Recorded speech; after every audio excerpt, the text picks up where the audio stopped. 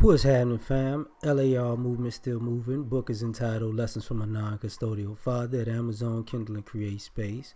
Link will be in the description box below as usual. Go get it. PayPal link there also. They asked me to put it up, so I'll put it up. Thanks everybody for supporting. This video is entitled Watch Who You Bring Into the Culture. This is inspired by the brother Pill, one of the callers. Young lady called in and she was like, if you bring somebody into the culture, you're responsible for them. And shout out to O'Shea for the brother Pill, and shout out to her for saying that. Because a lot of times we bring people who aren't, let's just say ADOS, into the culture, and then we'll give them a free pass. Like, I've knighted you to be, you're with us now. You're at the cookout now. And now they just running around here reckless, like a pit bull off the leash, or with a chicken with their head cut off, saying and doing anything that is not black approved. Like, who told you could say that? Who told you could do that? Oh, you know what I'm saying? I got a black friend. Well, you better come here with your black friend and do that around your black friend. So you could see how people look at your black friend, because your black friend about to get their block knocked off for letting you assume that even when you with them, it's okay. You get what I'm saying? Like, there's a certain line you don't cross. And one of the reasons why this came up, because we was talking about interracial dating and intercultural dating, right? And one of the things I talked about, that I was, when people date outside of their culture, you adopt the culture.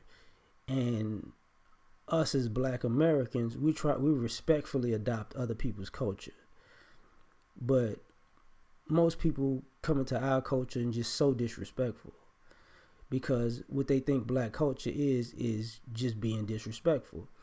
And if you're going to bring somebody into the culture, I know we don't want to, per se, give them the secrets, but you're going to have to scale back. Like, we don't just walk around just disrespecting everybody and everything. I don't know. I mean, I know that's your stereotype where you at, but you know what I'm saying, inside this cookout, that you're not gonna see that.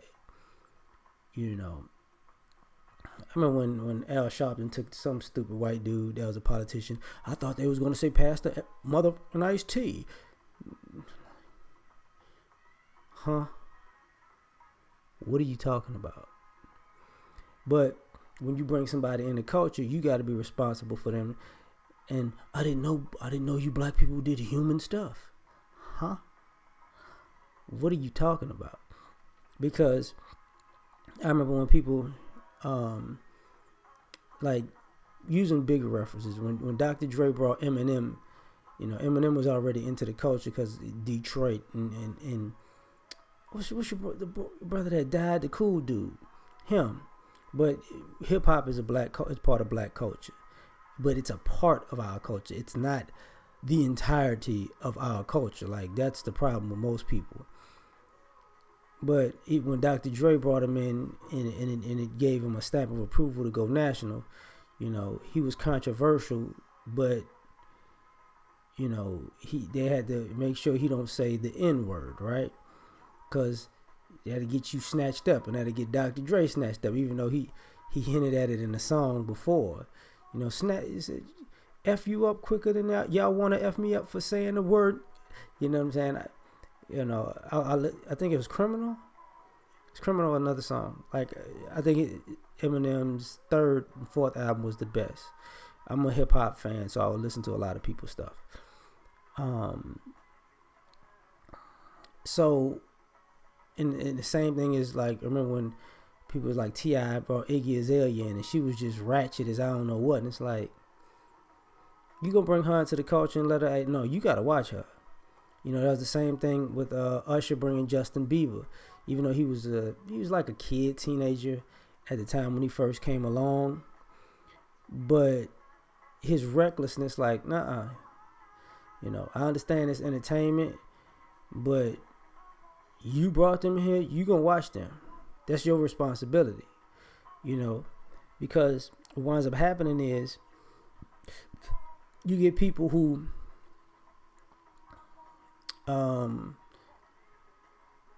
you put these people in situations where they're gonna be unprotected, and they think that anything goes, and they think that being black is being extra and over the top and just ratchet, and then they find themselves at the cookout with bros like myself, and they do something they think is okay, and it's like what?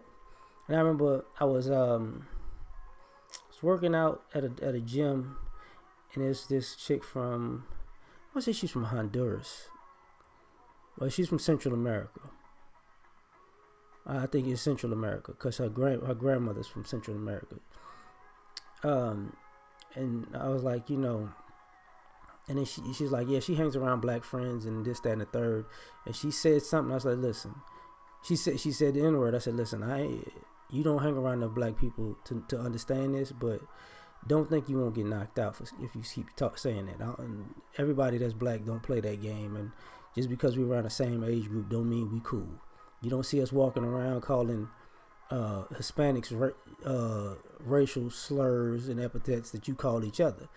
You don't see us doing that with Asians. You don't see us doing that with white folks. Well, sometimes we do that with white folks because they like to be free, and we'll tell them, okay, well, I'm about to say it to you too. Now say it again, so I punch you in your mouth.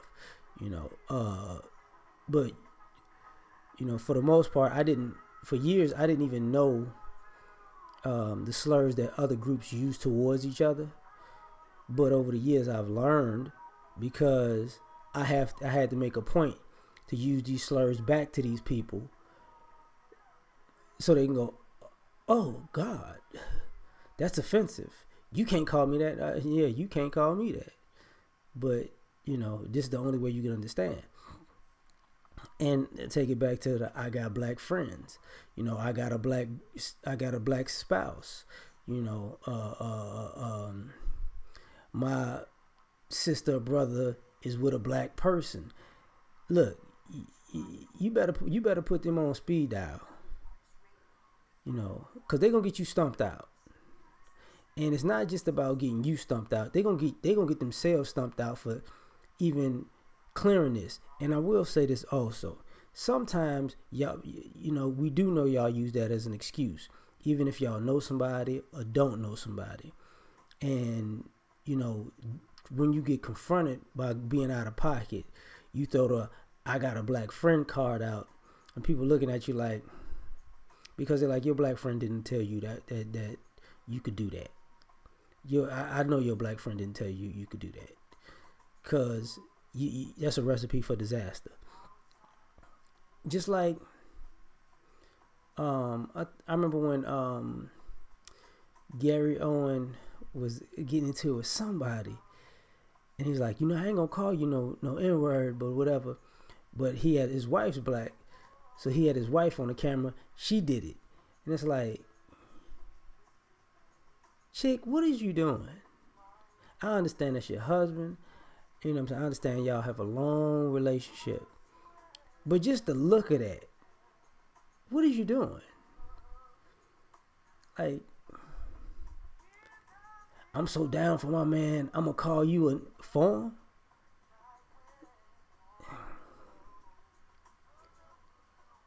And people like Gary Owen, people like him. He's one of those quote unquote cool white dudes who grew up in poverty. So it's trash talking and stuff is just part of his personality. It's not necessarily a black thing. It's just a poverty thing, right? Where he came from. But there's certain lines you just, you're not gonna do that, because if you put that with any other interracial group, and once the spouse uses the other spouse to call that group a derogatory term, it makes absolutely no sense, right?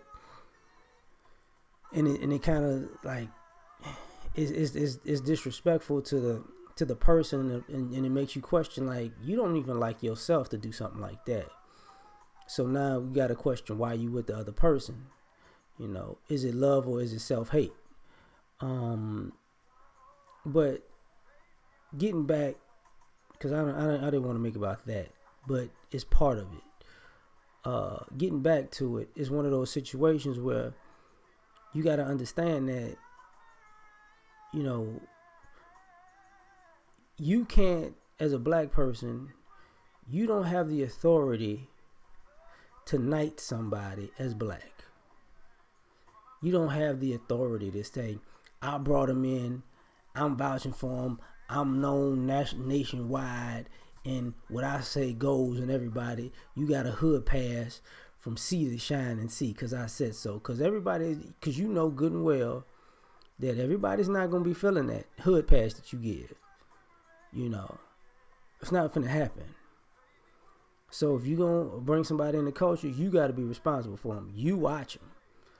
You know, and whatever happened to them need to happen to you too, because you brought them in. So like, share, subscribe. Catch y'all on the next one. Peace.